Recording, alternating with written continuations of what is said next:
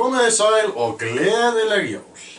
I am Jóhann Arinbjarnarson and you are watching Iceland in real life. So, I just wanted to talk about the biggest scandal in Iceland right now, which is somewhat COVID related, or more or less related to somebody not following official social distancing guidelines regarding COVID-19. So, on December 23rd, which in Iceland is the day of Saint Thorlákur, the patron saint of Iceland. It doesn't mean that much because most of us aren't Catholic. To most of us it's just a day where we eat fermented ray. Ever heard of the fermented shark? Yeah, same thing, just different fish.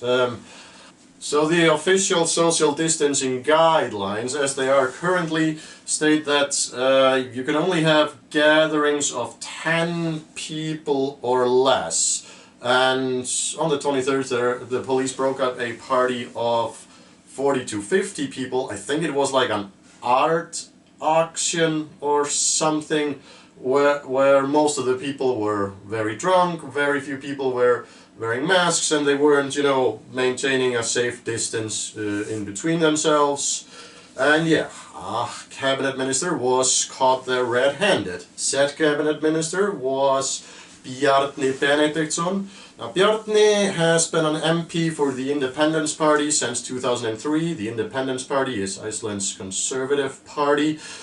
He became the leader of that party in 2009 and was Minister of Finance in Sigmundur Davíðs Sigurður Ingi's government from 2013 to 2016, and Prime Minister from 2017, and has been serving as Minister of Finance again in Katrín Jakobsdóttir government since 2017.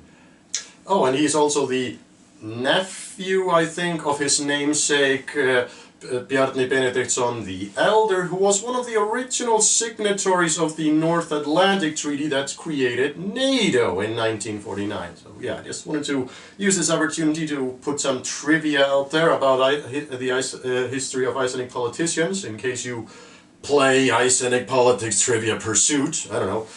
Now, some of you may recall that earlier this year another cabinet minister from the same party, Kolbrún, you know what, I'm just gonna put the name on screen, and you know what, why don't you try to read that? See how well you speak Icelandic. Go ahead. Have fun. I dare you. Try saying this out loud. Anyway, now, in her case, she didn't really break any direct guidelines. It was more that she met up with a bunch of friends and they took a selfie together, you know, all sitting tightly together, none of them wearing a mask, and yeah, it was very bad PR. Now, Bjarni's case is a bit different because, well, according to his statement, yeah, he has come out and apologized, obviously, and he said that he had only been there for 10 or 15 minutes and that, you know, it was a huge lapse of judgment and he should have just left there immediately. However, this is somewhat contradicted by the witness that, so the reason the police went there was because somebody had called saying that they suspected that the party in question was breaking quarantine social distancing guidelines by having way too many people. And the said witness claimed that Bjarni had seen Bjarni arrive and that Bjarni had been there for already 10 minutes and that the police came like 20 to 25 minutes later, so that Bjarni had been there for at least half an hour, if not more, not 10 or 15 minutes like he himself claimed. So just want to throw that out there. Naturally, there have been calls for Bjarni to resign. He has, of course, said that while he is greatly shamed by what he did, he himself does not view this as a matter of that much important that he needs to resign, saying also that he has so many important things on his plate, being, you know, Minister of Finance during the greatest depression of the last 100 years due to this very same pandemic that forced on the social distancing guidelines that he then broke. So yeah, basically, you know, he said, hey, I'm too important right now to resign.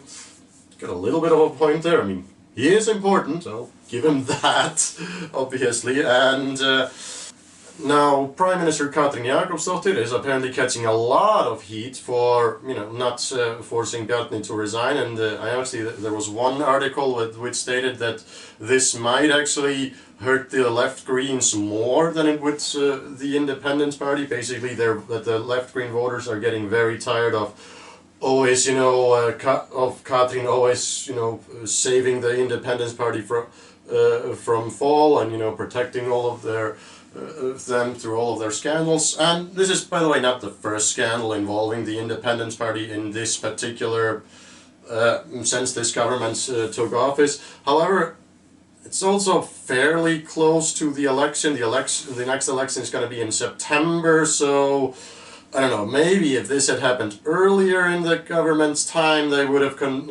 considered, you know, forcing him to resign much stronger. I'm guessing they would not have, but still, you know, replacing a minister that close to the election is kind of a hassle. But then again, it's like 9 months, so a lot can happen in 9 months. So yeah, they could. It wouldn't be like I don't, in my opinion at least, and you know, I'm just a simple man and a voter and a member of the Progressive Party. I mention that because I think if Bjarni were to resign, then obviously Willum Þór should take over as Minister of Finance, being that he is already leader of the chairman of the Finance Committee of the Parliament. Now, there is of course a very important statement of fact, which is that those that were hosting this party, which Bjarni was not hosting the party, he just attended it. The people that were hosting it are really the main parties responsible.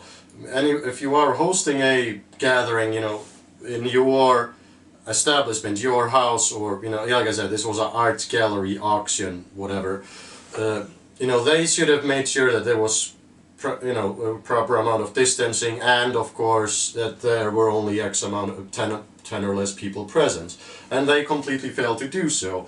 So Bjarni himself isn't really responsible for their failure.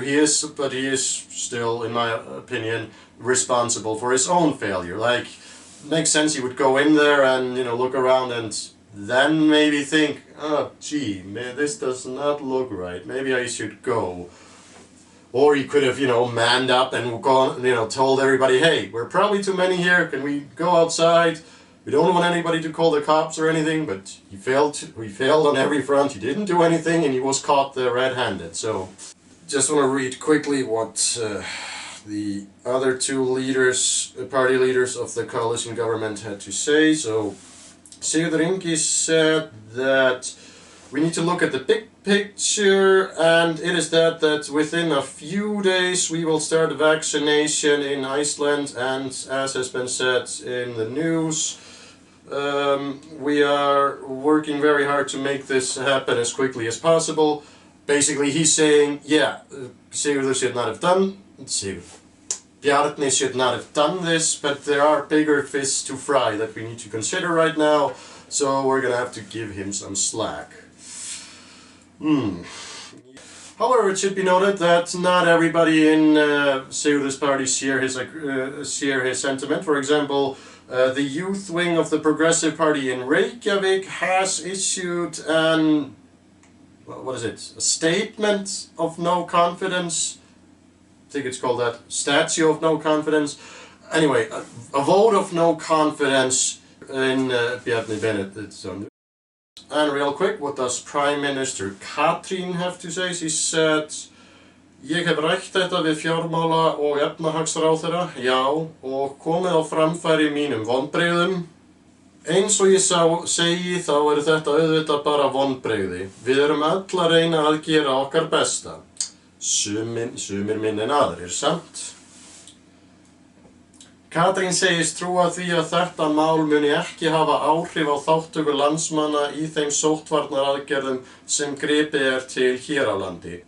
Ég hef trú á því að fólkið í landinu nálgist þetta af sömu skynsemi og það hefur gert hingað til í þessum faraldri.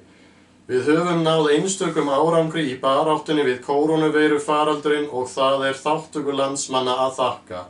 Oh, and in case you're wondering how Iceland is faring against the pandemic right now, we currently stand at just under 5,700 cases with 28 fatalities confirmed. The last 2 weeks have seen overall very few cases each day. I think there was one day like 2 weeks ago with like 15 cases, but since the 2 weeks we've usually had like 8 down to like 2 cases per day. But I bet there'll be a bit more reported right after Christmas because, you know, a lot of people will meet around Christmas time, but right now things look like right now things look like we're doing fine, you know, but we haven't beaten it yet. Now, do I think that Bjarni should resign over this? Now, I mean, as minister, I don't think he should resign as MP, but should he resign his ministerial position? Like I said, I think the main onus is on the organizers of this event, but yeah, this does show a great lack of judgment on his part, no doubt about that. But yeah, I would prefer if he would resign, absolutely. I think that would be the right thing to do, but I understand that he won't, and you know, he definitely won't, and I never would have guessed in a million years that he would have done that. But yeah, I also think that the backlash against him in the government should have probably been stronger, but I also understand that they don't want to terminate the cabinet earlier, you know, when there is so much else to deal with right now with, you know, obviously the pandemic and the economic situation, so they're very satisfied with us having the election in September as planned. Now the Pirate Party may want to have a vote of no confidence in Parliament, and if that goes through, even if they will probably, even though Bjarni would probably beat that, it would still probably strengthen the position of the Pirate Party, as you know, the Crusaders of Justice or something like that. So obviously, when a minister in government does something stupid like this, that is usually always a very good opportunity for whoever is in opposition. And the leader of the Social Democrats has voiced a similar concern, saying that Bjarni should obviously resign. But yeah, this will definitely be talked about during the next election. That is for sure. Hvað finnst þér, herra forseti? Ætti Bjarni að segja af sér? I hope you like this video, like and subscribe, share it and all of that, and have a nice Christmas and a nice day, and stay safe.